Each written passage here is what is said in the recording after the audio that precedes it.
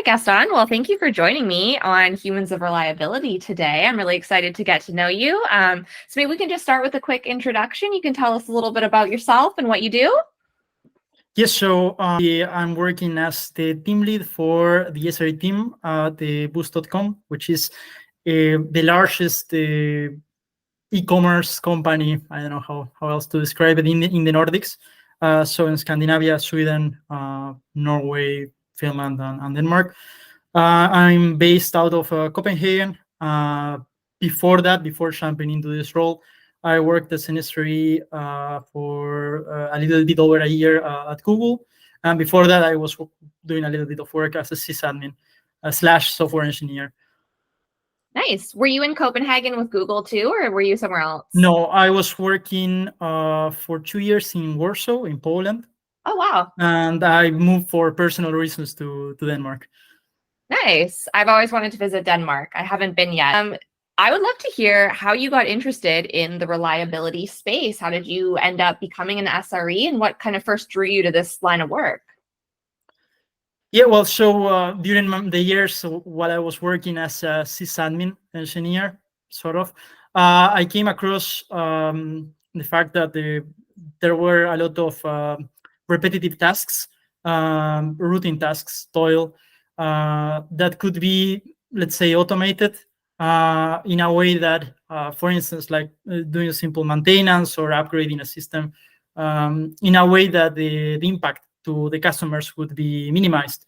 And essentially that let's say, the goal of trying to lower any potential economical cost by means of detecting and mitigating incidents in production was something that led me to find out the SRE book, which was basically my first encounter. And I guess the same thing happens to many people that end up working as SREs. After I read, it was like a mind-blowing. I changed my way of thinking about how to architect systems and how to place instrumentation to be able to gather actionable data, observability that you can use to react on time and prevent any potential incidents or why not outages with the system. And essentially that's what led me to start applying to SRE positions. Google is actually pretty well known for giving a lot of good advice and information about the craft of SRE, being kind of the originator of it. What would you say is a piece of advice that aspiring SREs should ignore? The Google way of doing SRE tends to be too much centered around SLOs. That's basically the bread and butter. But for a small company or a medium-sized company even, this tends to be a bit of an overkill.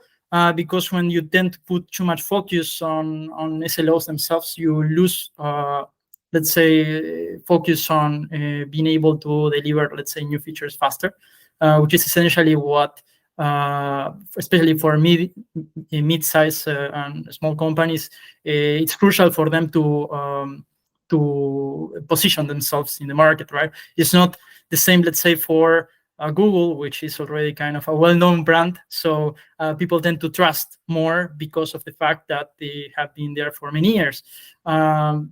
So yeah, that's very important. What I've seen outside of Google is that the people tend, even though they prefer to keep SLOs as a North Star, so as a goal, they want to reach that level of availability and performance, but they don't put it as the main focus of the work they do, neither SRE nor the, let's say, developers or software engineers. Yeah, totally. I think that's a good call out that you see a lot of people like try to one size fits all an SRE program or even like incident response and processes. And we've got tons of different customers at all different scales, and everyone has quirks and things that make their incident response process unique. I think the best practices are a great starting point, but when you just kind of blindly implement them without thinking of where you need to adapt and change things, it usually leads to some problems. On the flip side of SRE, what is a job that you could just never see yourself doing? Kind of difficult. I would say anything that requires manual labor, I don't know, placing a server on a rack. I mean, they tend to be very costly, and if you are not careful, you could tend to break stuff. So I would say, yeah, like something that requires more detail and precision in terms of the handling things. I don't know, let's say the work that a surgeon does, right? Like you need to be very detailed in what you do. Very precise. On the contrary, with software is very different, right? Like you can, and potentially in the future, why not, when human computer interfaces get even better, like it's very hard to make a mistake, right? Like, but when it comes to using your fingers, your hands to do some craft, then it can become difficult. The software craft is more abstract, so it's more suited towards using the brain, not the hands. That's very fair. Now, I know you mentioned the Google SRE book. Are you a big reader in general? Do you like to read for fun or for work or anything like that? Yeah, I mean, I'm not. I wouldn't describe myself as a big reader. I tend to read books here and there. I don't have a strong preference. It can be fiction, non-fiction. So, yeah. What would you say is the best book you've read maybe in the past year? It doesn't have to be work related. It could be fiction. Okay, so yeah, I mean, I guess it's kind of a popular book, Thinking Fast and Slow from Daniel Kahneman. I think is quite insightful. But I mean, I arrived at the book through the recommendation of a person who got the recommendation of another person. So it was like a chain of recommendations until I found out about it. So it's quite insightful about, and especially when it comes to making decisions rationally. It gives you more insight on how the actual, how to say, like not the brain itself, but your personality, human behavior works.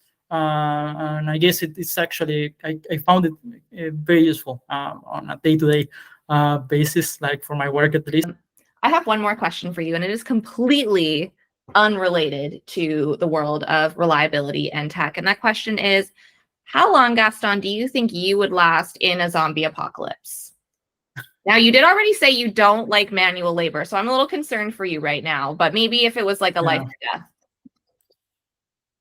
Honestly, I don't know. Maybe, as you said, if it's a life or death situation under the adrenaline of escaping from a zombie apocalypse, I might be more resourceful and somehow survive a bit longer. It will depend at, like, I don't know.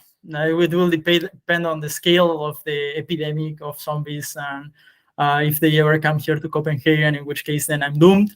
I don't think I would last more than a day if they were to be here in the city. It's a very honest, that's my answer. I like that you already think about it like a reliability engineer. You're thinking about the scale. Where are these zombies at? You have the right frame of mind for sure. Awesome. That's all the questions I have for you today. I'm going to hit stop on our recording, and yeah, we can wrap it up. Perfect. Thank you.